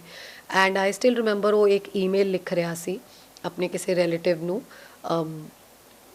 ਕੋਵਿਡ ਦੇ ਦੌਰਾਨ, ਐਂਡ ਉਹਨੇ ਉਹਨਾਂ ਨੂੰ ਲਿਖਿਆ that I am feeling very excited ਕਿ ਤੁਸੀਂ ਆਉਣ ਵਾਲੇ ਹੋ। And that time I realise ਜੇ ਇੰਨੀ ਕੰਪਲਿਕੇਟਿਡ ਇਮੋਸ਼ਨ ਦੱਸ ਸਕਦਾ ਇੰਨੀ ਅੱਛੇ ਤਰੀਕੇ ਨਾਲ, then anything is possible. Exactly. So ਜਦੋਂ ਉਹਨਾਂ ਨੂੰ ਗੁੱਸਾ ਆਉਂਦਾ, specially when parents are not aware, maybe initially or maybe 5-6 ਸਾਲ ਦਾ ਵੀ ਹੋ ਗਿਆ ਬੱਚਾ ਹੈ ਨਾ, ਤੇ ਉਦੋਂ ਪੈਰੈਂਟਸ ਨੂੰ ਲੱਗਦਾ ਹੈ ਨਾਰਮਲੀ ਕ੍ਰੈਂਕੀ ਹੋ ਰਿਹਾ ਹੈ, ਸ਼ਾਇਦ ਕੁਝ ਚੀਜ਼ ਕਰਵਾਉਣਾ ਚਾਹੁੰਦਾ ਹੈ, ਜ਼ਿੱਦ ਕਰ ਰਿਹਾ ਹੈ, ਉਵੇਂ ਉਹਨਾਂ ਪੈਰੈਂਟਸ ਨੂੰ ਤੁਸੀਂ ਕੀ ਕਹਿਣਾ ਚਾਹੋਗੇ, how to tackle these kids? So I always stress on one thing, that is mother training. It's very very important, ਜਾਂ parent training ਜਿਹਨੂੰ ਕਹਿੰਦੇ, because ਥੋੜਾ ਜਿਹਾ ਸਾਡੇ ਬੱਚਿਆਂ ਨੂੰ ਹੈਂਡਲ ਕਰਨ ਦਾ ਤਰੀਕਾ ਵੱਖਰਾ ਹੈ। ਐਂਡ ਉਹ ਜੇ ਸਾਨੂੰ ਪਤਾ ਹੋਏ ਨਾ, ਤੇ ਜਦੋਂ ਬਿਹੇਵੀਅਰ ਆਉਂਦਾ ਅਸੀਂ ਪ੍ਰੀਪੇਅਰਡ ਹੁੰਦੇ ਹਾਂ। ਐਂਡ ਬਿਹੇਵੀਅਰ ਇੱਕ ਟਾਈਪ ਦਾ ਨਹੀਂ ਆਉਂਦਾ, ਬਹੁਤ ਤਰੀਕੇ ਦੇ ਬਿਹੇਵੀਅਰਸ ਆਉਂਦੇ ਬੱਚੇ ਦੇ ਕੋਪਿੰਗ ਮੈਕੈਨਿਜ਼ਮਸ ਦੇ ਅਕੋਰਡਿੰਗ, ਜੋ ਸਿੱਖ ਚੁੱਕਿਆ, ਜੋ अर्ਲੀ ਈਅਰਸ ਜੋ ਉਹਨੇ ਸਿੱਖਿਆ, ਉਸੇ ਤਰੀਕੇ ਨੂੰ ਉਹ ਆਪਣੀ ਕਮਿਊਨੀਕੇਸ਼ਨ ਕਰਦਾ ਹੈ ਐਂਡ ਪਰ ਹਰ ਚੀਜ਼ ਦਾ ਸੋਲਿਊਸ਼ਨ ਹੈ। ਐਂਡ ਜੇ ਅਸੀਂ ਪ੍ਰੀਪੇਅਰਡ ਹੋ, ਇਟਸ ਵੇ ਈਜ਼ੀਅਰ। ਜਿੱਦਾਂ ਸਾਡੀ ਟ੍ਰੇਨਿੰਗ 'ਚ ਅਸੀਂ ਪਿਊਬਰਟੀ ਲਈ ਵੀ ਪ੍ਰੀਪੇਅਰ ਹੋਏ ਸੀ, ਮੈਂ ਤਾਂ ਮੇਰੇ ਹਸਬੈਂਡ। ਸਾਨੂੰ ਪਤਾ ਸੀ ਇੱਦਾਂ ਦਾ ਟਾਈਮ ਆਏਗਾ ਜਦੋਂ ਮੇਰੇ ਬੇਟੇ ਦੇ ਸਾਰੇ ਹਾਰਮੋਨਸ, ਉਹਦੀ ਇਮੋਸ਼ਨਸ, ਉਹਦਾ ਗੁੱਸਾ, ਉਹਦਾ ਐਗਰੈਸ਼ਨ ਸ਼ਾਇਦ ਪੀਕ ਕਰੇ, ਬਹੁਤ ਹਾਈ ਜਾਏ। ਅਤੇ ਉਸ ਟਾਈਮ ਲਈ ਅਸੀਂ ਆਪਣੇ ਆਪ ਨੂੰ ਪੂਰਾ ਪ੍ਰੀਪੇਅਰ ਕੀਤਾ ਦੈਟ ਜਦੋਂ ਇਹ ਟਾਈਮ ਆਏਗਾ ਸਾਡੀ ਇਨਵਾਇਰਮੈਂਟ ਕਿੱਦਾਂ ਦੀ ਹੋਣੀ ਚਾਹੀਦੀ ਹੈ, ਘਰ ਦਾ ਮਾਹੌਲ ਕਿੱਦਾਂ ਦਾ ਹੋਣਾ ਚਾਹੀਦਾ, ਉਹਨੂੰ ਕਿੱਦਾਂ ਹੈਂਡਲ ਕਰਨਾ।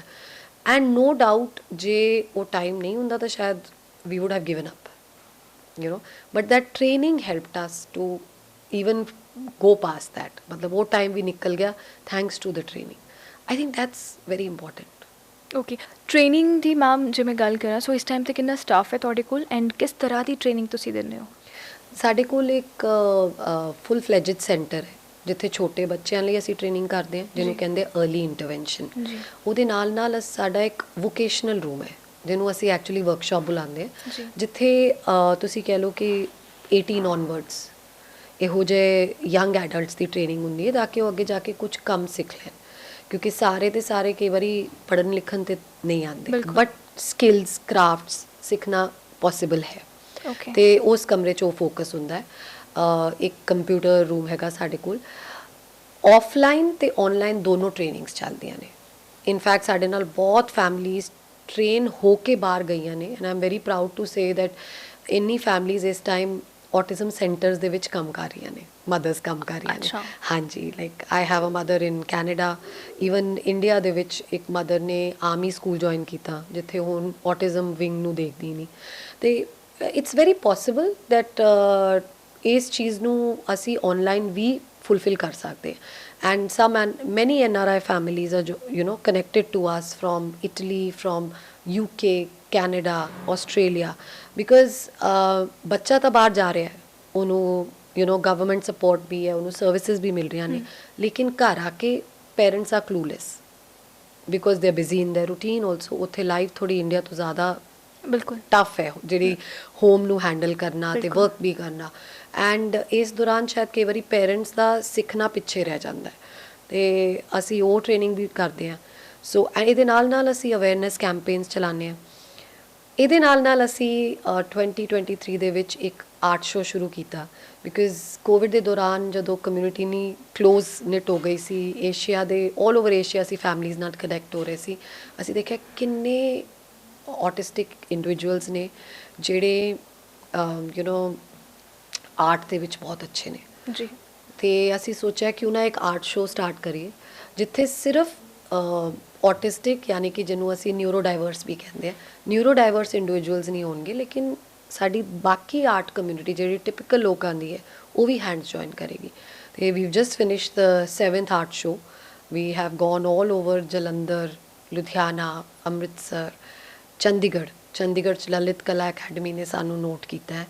ਐਂਡ ਇਹਦਾ ਇੱਕੋ ਹੀ ਏਮ ਹੈ ਇਸ ਪਲੈਟਫਾਰਮ ਤੋਂ ਕਿ ਜਿਹੜੇ ਯੰਗ ਆਰਟਿਸਟ ਨੇ, ਕੋਈ ਵੀ ਕ੍ਰੀਏਟਰ ਹੋਏ, ਚਾਹੇ ਕਲੇ ਦਾ ਵਰਕ ਹੋਏ ਜਾਂ ਫਿਰ ਕੈਨਵਸਿਸ, ਬਿਗ ਕੈਨਵਸਿਸ, ਵਾਟਰ ਕਲਰਸ, ਐਂਡ ਕੋਈ ਵੀ ਨਿਊਰੋ ਡਾਈਵਰਸ ਆਰਟਿਸਟ ਹੋਏ, ਉਹਨੂੰ ਇੱਕ ਪਲੈਟਫਾਰਮ ਮਿਲੇ ਓਕੇ ਸੋ ਤੁਹਾਡੀ ਸੋਸਾਇਟੀ ਦੇ ਵਿੱਚ ਅੱਜ ਤੱਕ ਜਿੰਨੇ ਵੀ ਬੱਚੇ ਸੀਗੇ ਸਕੂਲ ਦੇ ਵਿੱਚ ਸੋ ਉਹ ਨਿਕਲ ਕੇ ਹੁਣ ਕਿਤੇ ਬਾਹਰ ਆਮ ਲੋਕਾਂ ਨਾਲ ਕੰਮ ਕਰ ਰਹੇ ਨੇ ਇਹ ਬੱਚੇ ਕੰਮ ਕਰ ਸਕਦੇ ਨੇ ਨਾਰਮਲੀ ਜਿਵੇਂ office jobs and all yes and in fact schools ਵੀ ਜੁਆਇਨ ਕਰ ਚੁੱਕੇ ਆ ਕਈ ਬੱਚੇ ਓਕੇ ਐਂਡ ਕਈ ਬੱਚੇ ਜਿਹੜੇ ਤੁਸੀਂ ਕਹਿ ਲਓ ਥੋੜੇ ਰਿਮੋਟ ਏਰੀਆਜ਼ 'ਚ ਉੱਥੇ ਉਹਨਾਂ ਨੇ ਪੜ੍ਹਨਾ ਲਿਖਣਾ ਵੀ ਸ਼ੁਰੂ ਕਰ ਲਿਆ ਆਪਣੇ ਓਨ ਹੋਮ ਸਕੂਲ ਦੇ ਵਿੱਚ ਵੀ ਐਂਡ ਉਹਨਾਂ ਨੂੰ ਵੀ ਅਸੀਂ ਟ੍ਰੇਨ ਕਰਦੇ ਹਾਂ ਕਿ ਤੁਸੀਂ ਕੰਪਿਊਟਰ ਚਲਾਓ ਮਤਲਬ ਬਹੁਤ ਪੋਸੀਬਿਲਿਟੀਜ਼ ਨੇ ਆਈ ਥਿੰਕ ਜਿਹੜੀ ਸਪੈਸ਼ਲੀ ਅੱਜ ਕੱਲ੍ਹ ਫੀਲਡਸ ਓਪਨ ਹੋ ਰਹੀਆਂ ਨੇ ਉਹਦੇ 'ਚ ਤਾਂ ਜਿਹੜੇ ਬੱਚੇ ਨਿਊਰੋ ਡਾਈਵਰਸ ਹੈ ਉਹਨਾਂ ਲਈ ਬਹੁਤ ਪੋਸੀਬਿਲਿਟੀਜ਼ ਨੇ ਐਂਡ ਜੇ ਸਪੋਰਟਿਵ ਇਨਵਾਇਰਨਮੈਂਟ ਮਿਲੇ then it's very very possible ਅਤੇ ਇਹ ਲੀਅਜ਼ਨ ਕਰਨਾ ਦੈਟ ਸਾਡੇ ਜਿਹੜੇ ਯੰਗਸਟਰਸ ਬਾਹਰ ਜਾ ਰਹੇ ਹੈ ਉਹਨਾਂ ਨੂੰ ਕਿੱਦਾਂ ਦੀ ਇਨਵਾਇਰਨਮੈਂਟ ਮਿਲ ਰਹੀ ਹੈ ਅਸੀਂ ਉਹਦੀ ਕੋਸ਼ਿਸ਼ ਵੀ ਕਰਦੇ ਹਾਂ ਜੀ ਸੋ ਜੇ ਮੈਂ ਤੁਹਾਡੇ ਮੁੰਡੇ ਦੀ ਗੱਲ ਕਰਾਂ ਆਈ ਥਿੰਕ ਹੀ ਵਾਜ਼ ਇਨ ਕਿੰਡੀ ਜਦੋਂ ਤੁਹਾਨੂੰ ਪਤਾ ਲੱਗਿਆ ਐਂਡ ਨਾਓ ਕਿੰਨੇ ਸਾਲ ਦਾ ਹੈ ਉਹ ਹੀ is now 23 23 is an adult and ਇੰਨੇ ਸਾਲਾਂ ਦੇ ਵਿੱਚ ਬਿਹੇਵੀਅਰ ਚੇਂਜਸ ਹੁੰਦੇ ਨੇ ਪੋਜ਼ਿਟਿਵ ਨੈਗੇਟਿਵ ਕਿਸ ਤਰ੍ਹਾਂ ਦੇ ਹੋਏ ਸਾਰੇ ਤਰੀਕੇ ਦੇ ਅਤੇ ਜਦੋਂ ਉਹਨੂੰ ਅਸੀਂ ਸਿਖਾਉਣਾ ਸ਼ੁਰੂ ਕੀਤਾ ਤਾਂ ਤੁਸੀਂ ਜਿੱਦਾਂ ਮੈਂ ਤੁਹਾਨੂੰ ਪਹਿਲਾਂ ਦੱਸ ਰਹੀ ਸੀ the graph is only up and up ਇੰਨੀ ਪ੍ਰੋਗਰੈਸ ਦਿਖੀ ਦੈਟ 1 ਸਾਲ ਦੀ ਹੋਮ ਸਕੂਲਿੰਗ ਦੇ ਬਾਅਦ ਉਹ ਮੇਨ ਸਟਰੀਮ ਸਕੂਲ ਲਈ ਰੈਡੀ ਸੀ ਐਂਡ ਲਾਈਕ ਆਈ ਸੈਡ ਕਿ ਬਹੁਤ ਅੱਛਾ ਸਕੂਲ ਵੀ ਸਾਨੂੰ ਮਿਲ ਗਿਆ ਹੀ ਸਟੱਡੀਡ ਇਨ ਅ ਸਕੂਲ ਮੈਂ ਕਹਿੰਦੀ ਹਾਂ ਕਿ ਅੱਜ ਉਹ ਲਿਟਰੇਟ ਇਸੇ ਕਾਰਨ ਹੈ ਕਿਉਂਕਿ ਉਹਨੂੰ ਦੋਨੋਂ ਇਨਵਾਇਰਮੈਂਟ ਮਿਲੇ ਯੂ ਨੋ ਐਂਡ ਉਹਦੇ ਬਾਅਦ ਥੋੜ੍ਹਾ ਜਿਹਾ ਇੱਕ ਸਟਾਪ ਆਇਆ ਲਰਨਿੰਗ ਦੇ ਵਿੱਚ ਬਿਕੋਜ਼ ਜਦੋਂ ਉਹਦੇ ਟੀਨੇਜ ਈਅਰਸ ਆਏ ਉਹ ਬਹੁਤ ਚੈਲੰਜਿੰਗ ਸੀ ਉਹਨੇ ਸੋਨਾ ਬੰਦ ਕਰਤਾ and but as a family ਸਾਨੂੰ ਪਤਾ ਸੀ ਇਹ ਡਿਫਿਕਲਟ ਟਾਈਮ ਆਉਣ ਵਾਲਾ ਹੈ ਐਂਡ ਅਸੀਂ ਥੋੜ੍ਹੇ ਜਿਹੇ ਤੁਸੀਂ ਕਹਿ ਲਓ ਇਕੁਇਪਡ ਸੀਗੇ ਮੀਨਸ ਅਸੀਂ ਆਪਣੇ ਆਪ ਦੀ ਤਿਆਰੀ ਕਰ ਲਈ ਸੀ ਇੱਕ ਚੀਜ਼ ਸੀ ਕਿ ਉਸ ਟਾਈਮ 'ਚ ਬਹੁਤ ਬੱਚੇ ਮੈਡੀਕੇਸ਼ਨ ਦੇ ਲਈ ਵੀ ਜਾਂਦੇ ਤੇ ਬਟ ਅਸੀਂ ਇਹ ਸੋਚਿਆ ਸੀ ਕਿ ਜੇ ਹੋ ਪਾਏ ਇਨਵਾਇਰਨਮੈਂਟ ਇੰਨੀ ਸਪੋਰਟਿਵ ਰੱਖਾਂਗੇ ਕਿ ਇਹਨੂੰ ਮੈਡੀਕੇਸ਼ਨ ਦੀ ਲੋੜ ਨਾ ਪਏ ਨੋ ਡਾਊਟ ਮੇਰੇ ਬੇਟੇ ਨੇ ਥੋੜ੍ਹੇ ਸਾਲਾਂ ਲਈ ਆਪਣੀ ਹੋਮਿਓਪੈਥੀ ਦੀ ਹੈਲਪ ਲਈ ਹੈ ਬਿਕੋਜ਼ ਅਸੀਂ ਜਦੋਂ ਉਹਦੇ ਨਾਲ ਵਰਕ ਕਰਨਾ ਸ਼ੁਰੂ ਕੀਤਾ ਤਾਂ ਤੁਹਾਨੂੰ ਦਿਖਿਆ ਦੈਟ ਥਰੂ ਹੋਮਿਓਪੈਥੀ ਉਹਦੇ ਥੋੜ੍ਹੇ ਸਲੀਪ ਪੈਟਰਨਸ ਉਹਦੇ ਥੋੜ੍ਹੇ ਬਿਹੇਵੀਅਰਸ ਬੈਟਰ ਹੋਏ ਬਟ ਇਟਸ ਪਿਓਰ ਬਾਇਓਲੋਜੀ 14 'ਚ ਜੇ ਇਹ ਪੀਕ ਸ਼ੁਰੂ ਹੋਈ 17 ਦੀ ਸਾਲ ਦੀ ਉਮਰ 'ਚ ਬਿਲਕੁਲ ਸੈਟਲਡ ਸੀ ਐਂਡ ਤੁਸੀਂ ਕਹਿ ਲਓ ਕਿ ਅਸੀਂ ਵੀ ਵਰ ਆਲਸੋ ਅਮੇਜ਼ਡ ਕਿ ਬੱਚਾ ਪਾਣੀ ਕਿੱਦਾਂ ਬਣ ਗਿਆ ਯੂ ਨੋ ਲਾਈਕ ਬਿਲਕੁਲ ਹੀ ਸੈਟਲਡ ਬਿਲਕੁਲ ਕਾਮ ਬੈਕ ਵਿਦ ਹਿਸ ਸਕਿੱਲਸ ਜਿੰਨੇ ਸਕਿੱਲਸ ਉਹਨੂੰ ਆਉਂਦੇ ਸੀ ਉਹ ਉਸ ਟਾਈਮ 'ਚ ਉਹਨੇ ਲੂਜ਼ ਨਹੀਂ ਕੀਤੇ ਵਾਪਸ ਆ ਗਏ and now he is we realised ਕਿ ਉਹ ਮਿਊਜ਼ਿਕ 'ਚ ਬਹੁਤ ਅੱਛਾ ਹੈ ਕੰਪਿਊਟਰ ਬਹੁਤ ਅੱਛਾ ਚਲਾ ਲੈਂਦਾ ਹੈ so we are looking at creating his own little venture ਜਿਹਦੇ 'ਚੋਂ ਕੰਮ ਕਰੇ ਜਿਹਦੇ ਲਈ ਅਸੀਂ ਫਿਰ ਆਪਣੇ ਆਪ ਨੂੰ ਟ੍ਰੇਨ ਕੀਤਾ ਕਿਉਂਕਿ ਅਸੀਂ ਇਹ ਸੋਚਿਆ ਸੀ ਕਿ ਕੰਮ ਜੇ ਕਰੇਗਾ ਤਾਂ ਉਹ ਨਹੀਂ ਕਰੇਗਾ ਜੋ ਆਪਾਂ ਸੋਚ ਰਹੇ ਕੰਮ ਉਹ ਕਰੇਗਾ ਜਿਹਦੇ 'ਚ ਇਹਨੂੰ ਮਜ਼ਾ ਆਉਣਾ ਚਾਹੀਦਾ ਅਤੇ ਉਹਦੇ ਲਈ ਫਿਰ ਮੈਂ ਅਤੇ ਮੇਰੇ ਹਸਬੈਂਡ ਨੇ ਥੋੜ੍ਹੀ ਜਿਹੀ ਟ੍ਰੇਨਿੰਗ ਲਈ ਕਿ ਕਿਸ ਤਰੀਕੇ ਨਾਲ ਹੁਣ ਅਸੀਂ ਸਮਝ ਸਕਦੇ ਹਾਂ ਕਿ ਸਾਡਾ ਬੇਟਾ ਕਿੱਥੇ ਖੁਸ਼ ਰਹੇਗਾ ਕੀ ਕਰਕੇ ਖੁਸ਼ ਰਹੇਗਾ ਐਂਡ ਉਹ ਸਭ ਕੀਤਾ ਫਿਰ ਥੋੜ੍ਹਾ ਲੀਗਲ ਵਰਕ ਹੈ ਉਹ ਚੱਲ ਰਿਹਾ so everything is coming on track okay so as a human ਹੈ ਨਾ ਸਭ ਦੇ ਕੋਲ 24 ਆਵਰਸ ਹੀ ਹੁੰਦੇ ਨੇ ਆਈ ਐਮ ਪ੍ਰੀਟੀ ਸ਼ੋਰ ਵੀ ਜਿਹੜੇ ਆਟਿਸਟਿਕ ਬੱਚੇ ਹੁੰਦੇ ਨੇ ਉਹਨਾਂ ਲਈ ਥੋੜ੍ਹਾ ਜਿਹਾ ਜ਼ਿਆਦਾ ਟਾਈਮ ਹੈ ਨਾ ਤੁਸੀਂ ਸਪੈਂਡ ਕਰਦੇ ਹੋ ਐਂਡ ਆਪਣੇ ਲਈ ਥੋੜ੍ਹਾ ਜਿਹਾ ਹੋਰ ਘੱਟ ਹੋ ਜਾਂਦਾ ਹੈ ਨਾ ਸੋ ਕਈ ਵਾਰੀ ਇੱਕ ਉਹ ਫਰਸਟ੍ਰੇਸ਼ਨ ਇਰੀਟੇਸ਼ਨ ਵਾਲੀ ਚੀਜ਼ ਵੀ ਆਉਂਦੀ ਹੈ and I am very sure ਜਿਹੜੇ ਪੈਰੈਂਟਸ ਸੁਣ ਰਹੇ ਨੇ ਜਿਨ੍ਹਾਂ ਦੇ ਬੱਚਿਆਂ ਨੂੰ ਆਟਿਜ਼ਮ ਹੈ ਸੋ ਉਦੋਂ ਕੀ ਰਿਐਕਸ਼ਨ ਹੋਣਾ ਚਾਹੀਦਾ ਹੈ ਪੈਰੈਂਟਸ ਕਈ ਵਾਰੀ ਅਸੀਂ ਨਹੀਂ ਇਮੋਸ਼ਨਸ ਆਪਣੇ ਯੂ ਨੋ ਸਾਂਭ ਸਕਦੇ ਆ so how to tackle that pressure very honestly ਉਹ ਅੱਜ ਦੀ ਡੇਟ ਤੱਕ ਵੀ ਹੁੰਦਾ ਹੈ ਯੂ ਨੋ ਗੁੱਸਾ ਆਉਂਦਾ ਹੈ and but the thing is that I think ਇੱਕ ਫੈਮਿਲੀ ਨੂੰ ਨਾ ਹਮੇਸ਼ਾ ਆਪਣੀ ਮੈਂਟਲ ਹੈਲਥ ਲਈ ਜੇ ਕਦੇ ਸਪੋਰਟ ਦੀ ਲੋੜ ਹੈ ਤਾਂ ਉਹ ਲੈਣੀ ਚਾਹੀਦੀ ਹੈ ਮੈਂ ਤਾਂ ਮੇਰੇ ਹਸਬੈਂਡ ਹਮੇਸ਼ਾ ਓਪਨ ਸੀ ਕਦੇ ਸਾਨੂੰ ਆਪਣੀ ਕਾਉਂਸਲਿੰਗ ਕਰਾਉਣੀ ਪਏ ਤਾਂ ਅਸੀਂ ਕਰਾਂਗੇ ਬਹੁਤ ਲੱਕੀ ਰਹੇ ਹਾਂ ਸਾਡੀ ਫੈਮਿਲੀ ਸਾਡੇ ਫਰੈਂਡਸ ਬਹੁਤ ਸਪੋਰਟਿਵ ਹੈ ਅਤੇ ਸਾਡੇ ਕੋਲ ਇੱਕ ਤੁਸੀਂ ਕਹਿ ਲਓ ਇੱਕ ਟਰਾਈਬ ਸੀ ਹਮੇਸ਼ਾ ਦੈਟ ਕੋਈ ਪ੍ਰੋਬਲਮ ਆਇਆ ਸੀ ਇੱਕ ਫੋਨ ਕਰਦੇ ਸੀ ਕਿ ਅੱਜ ਮੂਡ ਥੋੜ੍ਹਾ ਆਫ ਹੈ ਇੱਦਾਂ ਹੋ ਗਿਆ ਅਤੇ ਫੈਮਿਲੀ ਅਤੇ ਫਰੈਂਡਸ ਦੋਨੋਂ ਹੀ ਪਹੁੰਚ ਜਾਂਦੇ ਸੀ you know to support us but ਜੇ ਇਹ ਨਹੀਂ ਹੈ ਯੂ ਮਸਟ ਹੈਵ ਸਮਬਡੀ ਜਿਹਦੇ ਨਾਲ ਤੁਸੀਂ ਗੱਲ ਕਰ ਸਕਦੇ ਹੋ and that helps and believe me ਹਰ ਸਟੇਜ ਇੱਕ ਬੱਚੇ ਦੀ ਲਾਈਫ ਦਾ ਇੱਦਾਂ ਹੁੰਦਾ ਦੈਟ ਇੱਕ ਨਏ ਸਿਰੇ ਤੋਂ ਐਕਸੈਪਟੈਂਸ ਕਰਨੀ ਪੈਂਦੀ ਹੈ ਜਦੋਂ ਇੰਨਾ ਅੱਛਾ ਚੱਲ ਰਿਹਾ ਸੀ ਸਭ ਕੁਝ ਸਕੂਲ ਦੇ ਵਿੱਚ ਇੰਨਾ ਕੁਝ ਕਰ ਰਿਹਾ ਸੀ ਲੱਗ ਰਿਹਾ ਸੀ ਬਿਲਕੁਲ ਇੰਡੀਪੈਂਡੈਂਟ ਹੋ ਗਿਆ ਦੈਨ ਸਡਨਲੀ ਟੀਨੇਜ ਈਅਰਸ ਆਏ ਫਿਰ ਮੈਨੂੰ ਤੇ ਮੇਰੇ ਹਸਬੈਂਡ ਨੂੰ ਥੋੜੀ ਜਿਹੀ ਆਪਣੀ ਦੁਬਾਰਾ ਕਾਉਂਸਲਿੰਗ ਕਰਾਣੀ ਪਈ ਐਂਡ ਇੱਕ ਦੂਜੇ ਨਾਲ ਥੋੜਾ ਜਿਹਾ ਦੁਬਾਰਾ ਵਰਕ ਕਰਨਾ ਪਿਆ। ਦੈਨ ਅਗੇਨ ਨਾਓ ਜਬ ਐਡਲਟਹੁਡ ਆਇਆ, ਬਾਕੀ ਸਾਰੇ ਆਸ-ਪਾਸ ਦੇ ਬੱਚੇ ਸੈਟਲ ਹੋ ਰਹੇ ਹੈ, ਯੂਨੀਵਰਸਿਟੀ ਜਾ ਰਹੇ ਹੈ, ਜਾਂ ਕਈ ਬੱਚਿਆਂ ਦੇ ਤਾਂ ਵਿਆਹ ਵੀ ਹੋ ਰਹੇ ਹੈ। And again, for us, it's a different journey. It's going to be. So again, acceptance from another level. So, but it is, I feel, अगर जे ਸਾਡੇ ਕੋਲ support system ਅੱਛਾ ਹੈ ਨਾ, then you can go past it. And ਉਹ support system ਨੂੰ ਹਮੇਸ਼ਾ strong ਰੱਖਣਾ ਤੇ as a couple ਆਪਣੀ communication ਹਮੇਸ਼ਾ open ਰੱਖਣੀ. That's the only way I think one gets past it. Okay. ਤੇ up downs ਹੁਣ ਵੀ ਹੁੰਦੇ। ਹੁਣ ਵੀ ਹੁੰਦੇ। that means ਕਿ if your kid is he has or she has autism, that means ਉਹ ਜਿਹੜੇ parents ਆ ਉਹਨਾਂ ਦੇ relation ਤੇ definitely affect ਕਰ ਸਕਦਾ ਹੈ। Of course, absolutely, ਬਹੁਤ strain ਪੈਂਦਾ। Okay, so autism ਜਿਵੇਂ ਹੈ for example a kid is 2 years old, 3 years old, so ਉਹ starting ਤੋਂ ਹੀ ਜਦੋਂ ਪਤਾ ਲੱਗ ਰਿਹਾ ਹੈ, ਇਹ ਹੋ ਸਕਦਾ ਹੈ ਕਿ 2 ਸਾਲ ਦਾ ਹੈ ਤਾਂ ਜ਼ਰੂਰੀ ਨਹੀਂ ਹੈ stage 1 ਹੋਵੇ, stage 3 ਵੀ ਹੋ ਸਕਦੀ ਹੈ। ਐਕਚੁਅਲੀ ਕੀ ਹੁੰਦਾ ਹੈ ਕਿ ਜਦੋਂ ਪਤਾ ਲੱਗਦਾ ਹੈ 2 'ਚ ਜ਼ਿਆਦਾਤਰ ਡਾਇਗਨੋਸਿਸ ਹੁੰਦੇ ਵੀ ਨਹੀਂ ਹੈ, ਬਿਕੋਜ਼ ਇੱਕ ਈਅਰ ਆਬਜ਼ਰਵੇਸ਼ਨ ਦਾ ਰੱਖਦੇ ਹੈ ਹਮੇਸ਼ਾ। ਕੋਈ ਵੀ ਪ੍ਰੋਫੈਸ਼ਨਲ ਹੋਣਗੇ ਜਿੱਦਾਂ ਸਾਈਕੈਟਰਿਸਟ ਜਾਂ ਕਾਉਂਸਲਰ, ਉਹ ਥੋੜਾ ਜਿਹਾ ਟਾਈਮ ਰੱਖਣਗੇ, ਬਿਕੋਜ਼ ਇਟਸ ਨਾਟ ਈਜ਼ੀ ਕਿ ਤੁਸੀਂ ਇਮੀਡੀਏਟਲੀ ਡਾਇਗਨੋਸਿਸ ਵੀ ਥੋੜਾ ਆਬਜ਼ਰਵੇਸ਼ਨ ਟਾਈਮ ਹੁੰਦਾ ਹੈ। ਬਟ ਜੇ ਵਰਡ ਸੁਣਨ ਨੂੰ ਆਇਆ, ਜੇ ਆਟਿਜ਼ਮ ਸੁਣਨ ਨੂੰ ਆਇਆ, ਤੇ ਮੈਂ ਹਮੇਸ਼ਾ ਫੈਮਲੀਜ਼ ਨੂੰ ਕਹਿੰਦੀ ਤੁਸੀਂ ਕੰਮ ਕਰਨਾ ਸ਼ੁਰੂ ਕਰ ਦਿਓ। ਜੇ ਨਹੀਂ ਵੀ ਹੈ ਤਾਂ ਬੱਚਾ ਤਾਂ ਥੋੜਾ ਜਿਹਾ ਜ਼ਿਆਦਾ ਅੱਗੇ ਹੀ ਵੱਧ ਜਾਏਗਾ। But it is very important to start working the minute you get to know that ਐਸਾ ਕੁਝ ਹੋ ਸਕਦਾ ਹੈ। ਐਂਡ ਮੂਵਿੰਗ ਫਾਰਵਰਡ, ਜਿੱਦਾਂ ਤੁਸੀਂ ਕਹਿ ਰਹੇ ਸੀ ਕਿ ਇਟਸ ਅ ਕੰਸਿਸਟੈਂਟ ਥਿੰਗ। ਇਹ ਸੋਚਣਾ ਹੈ ਕਿ ਹੁਣ ਜੇ ਜਰਨੀ ਸ਼ੁਰੂ ਹੋ ਗਈ ਹੈ ਤੇ ਇਹਨੂੰ ਕੰਸਿਸਟੈਂਟ ਹੀ ਰੱਖਣਾ ਹੈ। ਤੁਸੀਂ ਸਮਝ ਰਹੇ ਹੋ? ਮਤਲਬ ਇਹ ਇੱਦਾਂ ਦੀ ਕੰਡੀਸ਼ਨ ਹੈ ਜਿੱਥੇ ਬ੍ਰੇਕ ਨਹੀਂ ਲੈ ਸਕਦੇ। ਜੋ ਸ਼ੁਰੂ ਕਰਦੇ ਹੋ ਨਾ ਉਹਨੂੰ ਪੂਰੀ ਤਰ੍ਹਾਂ ਫੋਲੋ ਕਰਨਾ ਹੈ। ਓਕੇ, ਤੇ ਇਟਸ ਬੈਟਰ ਵੀ ਜੇ ਪੇਰੈਂਟਸ ਨੂੰ ਥੋੜਾ ਛੇਤੀ ਪਤਾ ਲੱਗ ਜਾਏ, ਸੋ ਦੇ ਵਿਲ ਸਟਾਰਟ अर्ਲੀ। ਐਦਾਂ ਵੀ ਹੁੰਦਾ ਹੈ ਕਿ ਜੇ ਥੋੜਾ अर्ਲੀ ਸਟਾਰਟ ਹੋ ਗਿਆ ਸੋ ਦਿਸ ਇਜ਼ ਕਿਉਰੇਬਲ? ਨੋਟ, ਤੁਸੀਂ ਕਹਿ ਲਓ ਕਿ ਜਿੱਦਾਂ ਅੱਜ ਕੱਲ੍ਹ ਅਸੀਂ ਗੱਲ ਕਰਦੇ ਹਾਂ ਕਿ ਸਾਰੇ ਹੀ ਡਿਫਰੈਂਟ ਹੈ, ਇੱਕ ਆਮ ਇਨਸਾਨ ਦੂਜੇ ਤੋਂ ਵੀ ਡਿਫਰੈਂਟ ਹੈ, ਤਾਂ ਦੇयर ਇਜ਼ ਨੋ ਪਰਫੈਕਸ਼ਨ। ਹਾਂਜੀ, ਤੇ ਅਸੀਂ ਕਿਉਰ ਦੀ ਤਾਂ ਗੱਲ ਨਹੀਂ ਕਰਦੇ, ਬਟ ਡੈਫੀਨਿਟਲੀ ਜਿੱਦਾਂ ਮੈਂ ਤੁਹਾਨੂੰ ਕਹਿ ਰਹੀ ਸੀ, ਇੰਡੀਪੈਂਡੈਂਟ, ਆਤਮ ਨਿਰਭਰ, ਮੇਨ ਸਟਰੀਮ ਹੋਣਾ, ਕੰਮ ਕਰਨਾ, ਇਹ ਸਾਰਾ ਕੁਝ ਪੋਸੀਬਲ ਹੈ। ਓਕੇ, ਬਟ अर्ਲੀ ਜਿੰਨਾ ਸ਼ੁਰੂ ਕਰੋ ਬਹੁਤ ਜ਼ਰੂਰੀ ਹੈ। ਤੁਸੀਂ 2 ਸਾਲ ਦੀ ਗੱਲ ਕਰ ਰਹੇ ਸੀ, ਜੇ 3 ਸਾਲ ਤੱਕ ਵੀ ਡਾਇਗਨੋਸਿਸ ਮਿਲਦਾ ਹੈ, ਕੰਮ ਕਰਨਾ ਸ਼ੁਰੂ ਕਰ ਦਿਓ। अर्ਲੀ ਇੰਟਰਵੈਂਸ਼ਨ ਦਾ ਐਕਚੁਅਲੀ ਬਹੁਤ ਇੰਪੈਕਟ ਹੈ।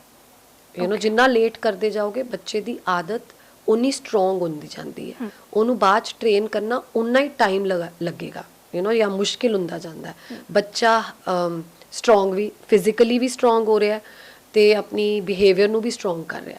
ਐਂਡ ਆਟਿਜ਼ਮ ਤੋਂ ਸਭ ਤੋਂ ਬੜੀ ਮੁਸ਼ਕਿਲ ਜਿਹੜੀ ਅਸੀਂ ਦੇਖੀ ਹੈ ਉਹ ਇਹ ਹੈ ਕਿ ਚੇਂਜ, ਬਦਲਾਵ ਬੱਚਿਆਂ ਨੂੰ ਪਸੰਦ ਨਹੀਂ ਹੈ।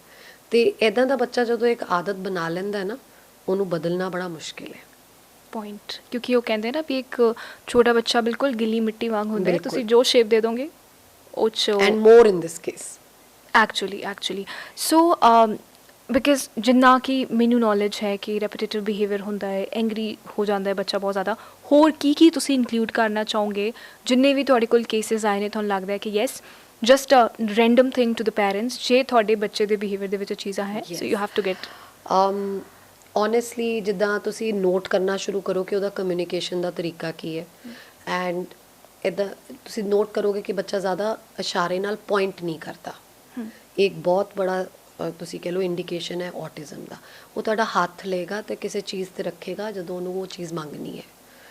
ਜਿੱਦਾਂ ਇੱਕ ਚਿਪਸ ਦਾ ਪੈਕੇਟ ਹੈ ਤਾਂ ਉਹ ਚਿਪਸ ਦੇ ਪੈਕੇਟ ਨੂੰ ਬਹੁਤ ਕਮ ਪੁਆਇੰਟ ਕਰੇਗਾ, ਤੁਹਾਡਾ ਹੱਥ ਲੈ ਕੇ ਉਹਦੇ ਉੱਤੇ ਰੱਖੇਗਾ।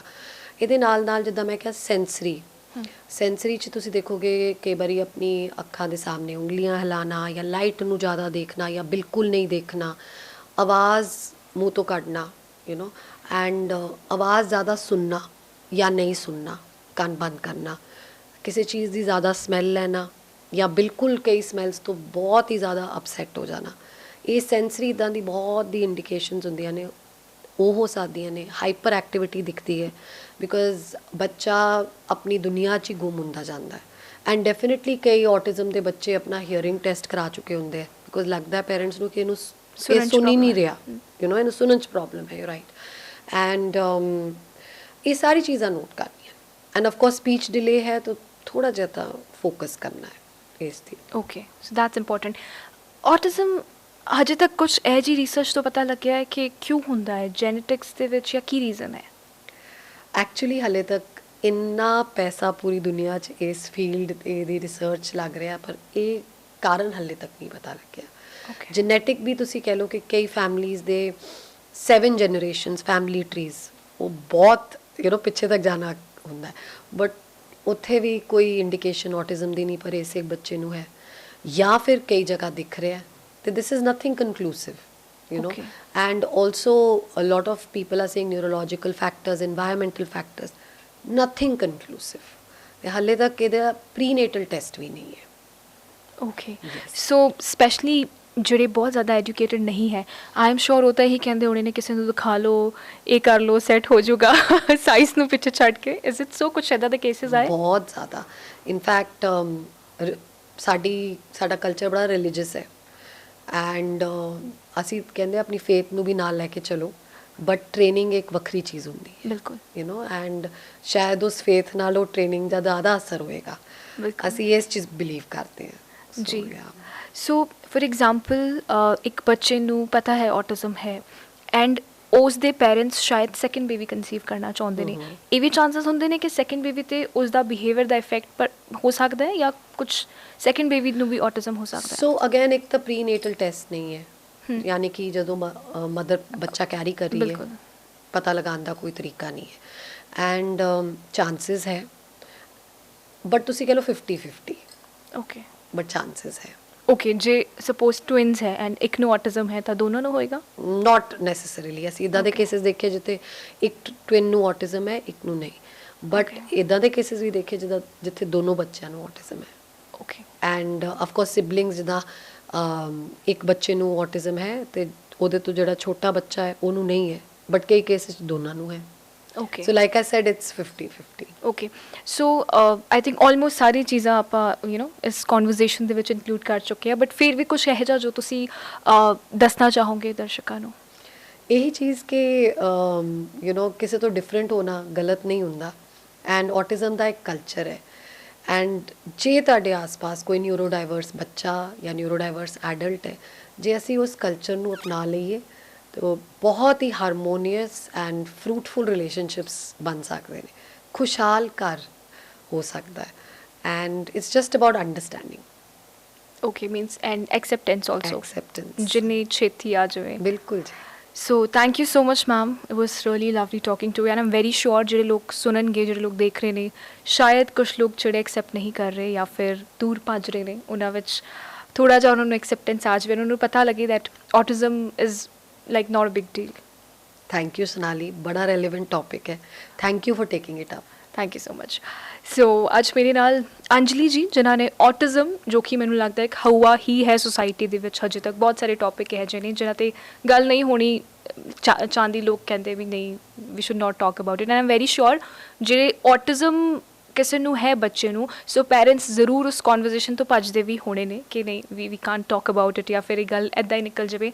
ਸੋ ਇਟਸ ਰੀਅਲੀ ਡਿਫਿਕਲਟ, ਪਰ ਮੈਨੂੰ ਨਹੀਂ ਲੱਗਦਾ ਓਨਾ ਡਿਫਿਕਲਟ ਹੈ ਜਿੰਨਾ ਸਟੈਪ ਅੰਜਲੀ ਜੀ ਨੇ ਚੁੱਕਿਆ, ਆਪਣਾ ਸਾਰਾ ਕੁਝ ਪਿੱਛੇ ਛੱਡ ਕੇ ਸਿਰਫ ਔਟਿਸਟਿਕ ਬੱਚਿਆਂ ਨੂੰ ਦਿੱਤਾ, and it's okay, it's just a term. I think ਜੇ ਤੁਸੀਂ ਇੱਕ ਪ੍ਰੋਪਰ ਹਰ ਡਿਜ਼ੀਜ਼ ਦਾ ਪ੍ਰੋਪਰ ਇਲਾਜ ਲੈਂਦੇ ਹੋ, ਉਵੇਂ ਹੀ ਔਟਿਜ਼ਮ ਇੱਕ ਟਰਮ ਹੈ ਜਿਸ ਨੂੰ ਤੁਸੀਂ ਪ੍ਰੋਪਰ ਤਰੀਕੇ ਨਾਲ ਡੀਲ ਕਰੋਗੇ ਤੇ ਆਈ ਐਮ ਸ਼ੋਰ ਤੁਹਾਡੇ ਬੱਚੇ ਬਹੁਤ ਸੋਹਣੀ ਅਤੇ ਕੌਨਫੀਡੈਂਟ ਜ਼ਿੰਦਗੀ ਜੀਣਗੇ। ਐਂਡ ਜੇ ਤੁਸੀਂ ਸਾਨੂੰ ਦੇਖ ਰਹੇ ਹੋ, ਸੁਣ ਰਹੇ ਹੋ, ਐਂਡ ਇਹ ਜਿਹਾ ਕੁਛ ਥੋੜ੍ਹਾ ਵੀ ਸ਼ੱਕ ਹੈ, so please go for it, it's a request, ਕਿਉਂਕਿ ਰੇਡੀਓ ਸਾਡੇ ਵੱਲੋਂ ਜਿਹੜਾ ਹੈ ਇਨੀਸ਼ੀਏਟਿਵ ਅਸੀਂ ਇਸ ਲਈ ਹੀ ਲੈ ਰਹੇ ਹਾਂ ਕਿ ਸੋਸਾਇਟੀ ਨੂੰ ਅਸੀਂ ਕੋਈ ਮੈਸੇਜ ਦਈਏ ਜਾਂ ਸਾਡੀ ਇਸ ਗੱਲਬਾਤ ਕਰਕੇ ਕੋਈ ਵੀ ਇੱਕ ਚੇਂਜ ਆ ਜਾਵੇ। So it's everything for us. Thank you so much, and I hope ਇਹ ਕਨਵਰਸੇਸ਼ਨ ਤੁਹਾਨੂੰ ਪਸੰਦ ਆਈ। ਨੈਕਸਟ ਟਾਈਮ ਫਿਰ ਮਿਲਾਂਗੇ ਐਸੇ ਹੀ ਕਿਸੇ ਇਨਸਾਨ ਦੇ ਨਾਲ ਜਿਸਨੇ ਸੋਸਾਇਟੀ ਨੂੰ ਬਹੁਤ ਚੇਂਜ ਕੀਤਾ ਹੈ, ਅੰਜਲੀ ਜੀ ਵਾਂਗ ਆਪਣੀ ਸੋਚ ਦੇ ਨਾਲ। ਸਤਿ ਸ਼੍ਰੀ ਅਕਾਲ। Thank you.